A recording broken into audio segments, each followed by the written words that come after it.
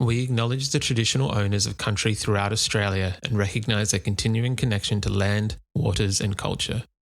We pay our respects to their elders past, present and emerging. Welcome to This Song Is Yours, the podcast that explores the art and craft of songwriting, the creative processes behind it, and celebrates the artists making the music that we love. I'm your host, Simon Fink, and as always, thank you for joining us today. Now, in words I can't believe that I'm saying, our guest on the podcast today is none other than The Wiggles. The much-beloved children's entertainment group has been delighting kids and parents alike for over 30 years. Over the course of their legendary career, they've sold more than 30 million records and DVDs, 8 million books, and earned a special place in the hearts of millions around the world. Now, to kick off 2025, for the first time ever, the Wiggles are heading to the iconic Tamworth Country Music Festival to play some shows. And in celebration, they've just released their brand new country rock anthem, Big Red Ute, a fun addition to their collection of iconic vehicles alongside the classic Big Red car. Now, in today's episode, we're chatting with Lachie Gillespie, who some might know as the Purple Wiggle, to discuss all things Big Red Ute. We dive into where the idea for this new single came from and what the songwriting process looks like within the Wiggles. We also chat about whether releasing new music still brings nerves or excitement, no matter the audience. Lachie then takes us through his personal introduction to music and songwriting and his journey to joining the Wiggles. And then lastly, we explore what fans can expect from their shows at the upcoming Tamworth Country Music Festival. We want to give a massive thank you to Jo for her help with today's episode and remind everyone that Big Red Ute is out right now. We'll have links in the show notes on where you can stream the single and where you can buy tickets to the Tamworth Country Music Festival.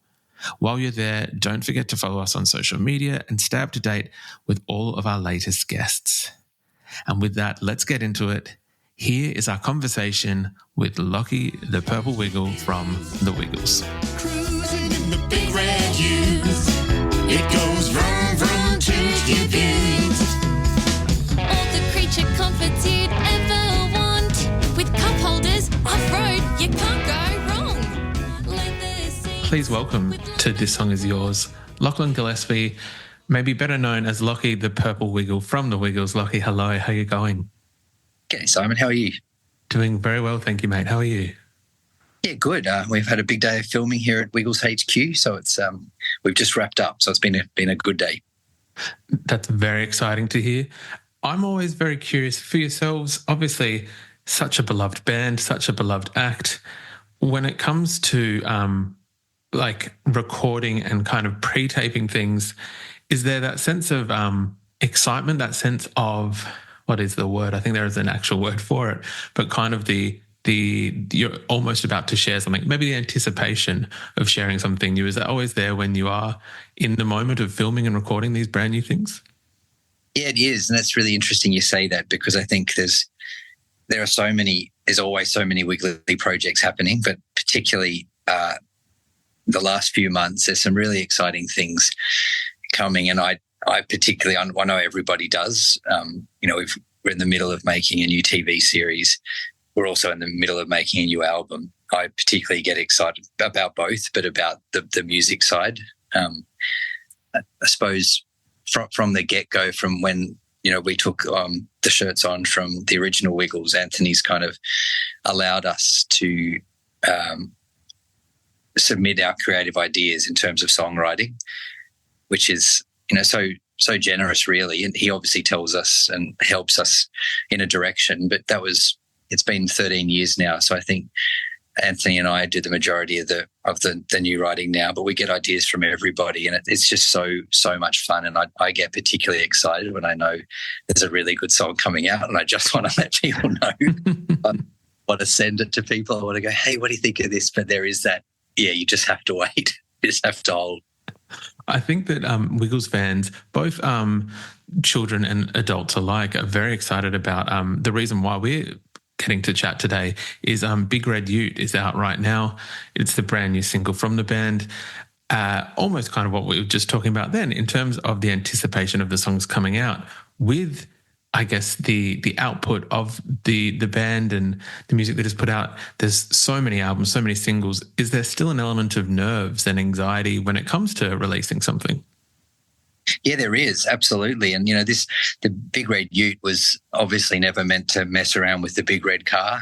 That was the initial thoughts in-house was that, this is absolutely not. The Big Red Car is one of the original classics. Everybody still wants that at the shows, even now. The parents sing along to it. So I think there's, we make a little joke that to get to Tamworth next year, which is certainly my first and the first of the Wiggles in many, many years. But it's the Big Red Car would have taken an incredibly long time to get there, and it doesn't fit us all. So we had to get something with a bit more grunt to get us there. And the Big Red Ute is so cool. And I don't know if you've seen it yet in images or videos, but it is such a cool looking car. And I think, my daughters have seen it, the shot driving through the water, and they love it. They're like, oh my gosh, it's going through the water, and it's a pretty cool car. Yeah, and the song, I think that's mainly written by Anto, that one. So it's a real sing along. You get it straight away. 100%. It is a fantastic track from the band, and one that I was a little bit surprised initially. I think when it first came out and you hear about it for the first time going, oh, the Wiggles have gone country, in my mind it was a little bit like, I feel like there's been elements of country songs and music throughout other projects that the band has done, but it seemed like this was really not focused, but really kind of had that another little element on it that really wanted to make sure it was, I guess, acknowledging that country music history, I guess, in a way. Yeah, definitely. And that's something, again, from Anthony's got such a broad range of musical genres that he listens to and loves, and one of them's always been country. We right from our early road trips, we would listen to Mel Haggard and Vince Gill and the Time Jumpers and Bob Wills and the Texas Playboys. We would listen to all that on repeat. He just loves it. I've particularly become really fond of Mel Haggard, all his albums, but a few songs in particular that Anto loves too. But what I love about Wiggles is we always really try to do music properly. We try to introduce children to those little elements that really do make it sound. We're not at all just trying to have this little phase of country music where we, dip our toe in and not give it the full respect that it deserves. So, which is why the pedal steel guitar player on that song, Big Red Ute, is Lucky Oceans from WA, and Anto's all about him since I've met him. He's like, oh, this pedal steel player. We always go through these little phases of talking about pedal steel. Oh, we've never had it on any of our albums. And then we just thought, well, let's get in touch with Lucky O, see if he writes back. Of course he did. And then days later, on a plane from Perth to Sydney. And I must say, for just being a musical nerd for a bit, that was probably the coolest 2 days, watching him play that instrument. It's got the feet pedals, then he's bending with his knees. There's bars underneath the top that you bend with your knees while you're playing, as well as all the picking and the slide. It's so the coordination. And he said himself, he was fascinating. He said, I think he is up there with the greatest players, but it got to a point where he's still at a point where he wants to keep improving, and he knows that he can, learn more about the instrument, which is, just amazing. And you can see that when he plays. It's extraordinary. I absolutely love that, though. I think that's incredible. When it comes to collaborations or kind of having these guests on a Wiggles album, I imagine that, and this might almost be a little bit of a loaded question, but I imagine that there's not much pushback. I imagine that the name of the Wiggles and how beloved you are, again, both with children and with parents, is that most artists or songwriters would be absolutely silly to decline an offer to kind of contribute to the musical canon of the band.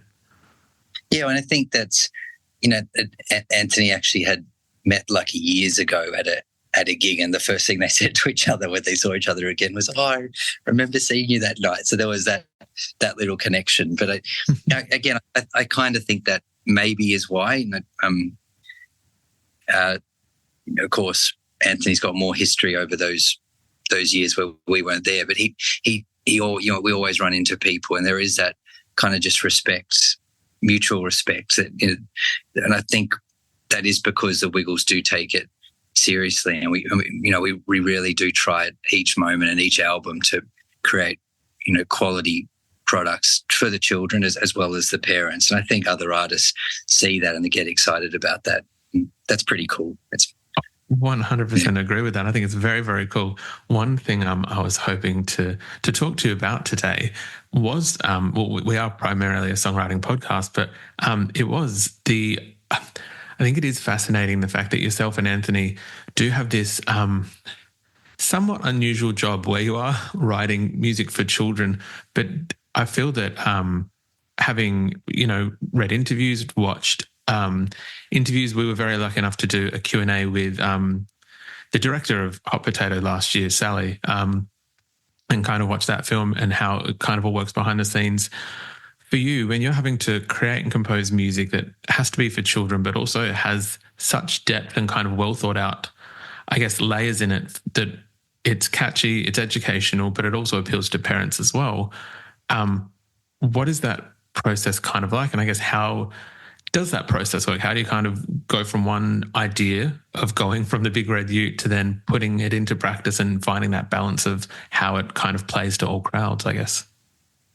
Yeah, and I still catch myself, like I've always had the question in my head, like, not this is not to sound weird, but I push myself to think, how do you write like another Rockabye Bear or another Hot Potato? I just love asking myself that question and then sitting at the piano and going, how do you do that? It's really it's hard, but I don't know. I go around in circles, and I think maybe the point is you don't need to, because it is already there and it's so brilliant. We'll forever love those songs. But what we kind of do is, and I feel like I'm getting a lot better at it. Anto's always said, you've got to really start.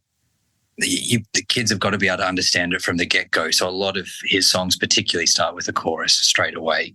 There's no lengthy verse to get into a build or anything. It's just kind of Toot Toot's a perfect example. Big Red Car, it just starts with the chorus and then it goes in to the verse explaining what everyone's doing. So from the immediate get-go, you're like, oh, yep, we're in a car. It's got actions. Toot Toot, we've got it. Point your fingers and do the twist starts with a chorus. So I think we've tried to get better at that when we are writing, and Anto just comes in. We've had some hilarious conversations about songs being lemons, and we present songs that are great. But that's what I love about it. I love about him is that it's always so creative. So I think if you can try and get in the world of the child, and then you automatically put into, okay, well, I can't make this too tricky or too complex. Some of the chords we use might be really fun and a little bit more complex, but the melody has to be there straight away. That yes, the chorus. I naturally find myself, I think I've come from more of a music theatre background, so it has taken a while, because I naturally find myself thinking of the parents kind of almost first, thinking, I would love the parents to be able to sing along with this one, but then I have to always shift back to, okay, well, hang on, it's got to be.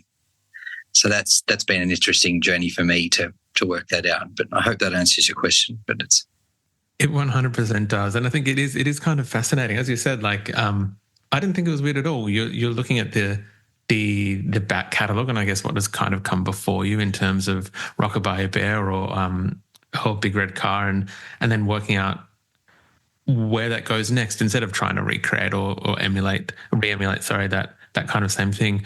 I'd be curious, Lachie, to talk about your songwriting journey, maybe just outside of the Wiggles a little bit. I know that before the band, you've had quite a stellar career yourself. I know, I think studying at, I'm hoping I get these right, the West Australian Academy of Performing Arts. Nailed it. And Fame School of Performing Arts. Yeah. Cool. And I think some musicals around the world as well, in New York and in Australia. Curious for you to, just talk about, I guess, your first interest in music and in songwriting and where that kind of began for yourself. Yeah, I played the piano really early on. I think when I was 4, I started getting piano lessons, and there was definitely a point I remember getting quite scared of exams, and I wished I had stuck with them because that would have been so much. There would have been so much more, musical theory that I would have picked up. But I was probably just too young at that point. I got a bit scared, so I more just played for fun, which then kind of turned into having a few different teachers, but very much became about playing for myself while I sing. Singing came a little bit later, but then I just loved it. And I kind of remember from about I did FAME. That was like a singing and dancing school in Brisbane. I think I started that in about year 7. That was all just singing and dancing, not piano playing at that point with it. But I remember from about year 9 just really wanting to get into WAPA. I loved it. I'd seen a few musicals in Brisbane when they came to Brisbane with Mum, and I just thought, this is so cool. And that was in my head. WAPA was in my head. I just wanted to get there. Then year 12 finished, and I auditioned at the halfway through year 12 to get in for the next year. And they said, your singing's good, your acting's, okay, still is okay. But you really don't have any dance experience. So would you go away and do a dance year? Which I did at DLDC in Brisbane. They offered a certificate in commercial dance and music theatre, which is more dancing than I've ever done in my life. But that was an awesome year. And then I went back to the auditions next year, and they'd obviously seen that I'd put the work in. Dancing had proved a lot in all kind of genres of dance. And then I got into WAPA, and that was a pretty amazing 3 years of really full-on music theatre work, to then come out the other side and audition for musicals like everybody does, which is incredibly hard. Back then I really only had a few auditions every few months, because musicals that's how often they came to Australia. And but I suppose getting back to the songwriting side, I think I found with my time at WAPA, some people lived on campus, but then it was like a 7-day-a-week thing. You were immersed in it. And it was over in WA. I was away from my family, so I spent a lot of time just in the studios, which all had pianos, and over like an afternoon and night. And I would just find myself really enjoying writing songs. I think back then they were probably emotional ballads about missing someone or being in love or something corny like that. But it was, I loved that. So I suppose now looking back, I'd always really loved writing songs. They were probably hopeless back then, but that kind of then naturally just, flowed into Wiggle World and that first album taking off. We didn't do a lot of writing for that one, but then I think the next one was the Halloween album, and that's when it was like, okay, what have you guys got to bring in? And Skeleton Scat was one of the first songs I brought in. I remember Anto and Johnny Field absolutely loving that one. So I thought, far out, how cool. This is actually something that I can be a part of. And so that was great. That was a really exciting moment, that first Halloween album.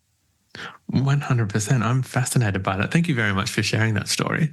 Out of curiosity, and please feel free to decline this question altogether, do you still... I feel like songwriting it's somewhat like a muscle. Like you kind of have to keep, stretching, practicing, doing all those things to keep it in shape. Do you ever practice on your own, like songwriting that's not Wiggles related, that's your own? Yeah, and what yes, I do. I have this habit of writing.